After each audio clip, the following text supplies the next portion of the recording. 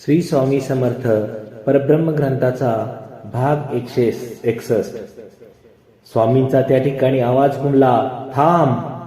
स्वामींच्या हुकमी आवाजाने पांडू सोनावर ओढणाऱ्या शिपाई घाबरून थांबला होता. स्वतः रसीलदार भांबावला होता. पांडू सोनार तर धुळीत पडला होता.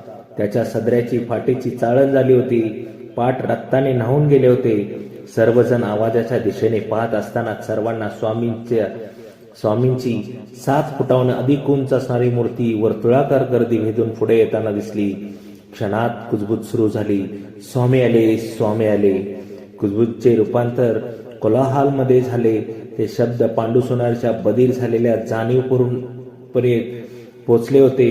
डोळ्यात प्राण एकवटून पांडू सोनाराने समोर पाहण्याचा प्रयत्न केला होता, पण त्याला त्याच्या समोर स्वामींचे सनातन चरण दिसत होते. पांडू सोनारला अक्षरात उचबळून आले.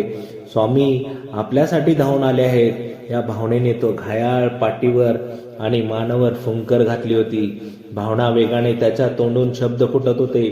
कसाबसा तो पुढे सरकत होता.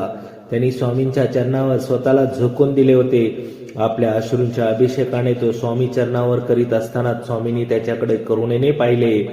मी तुला खोट्याच्या नादी लागू नकोस म्हणून सांगितलं होतं ना.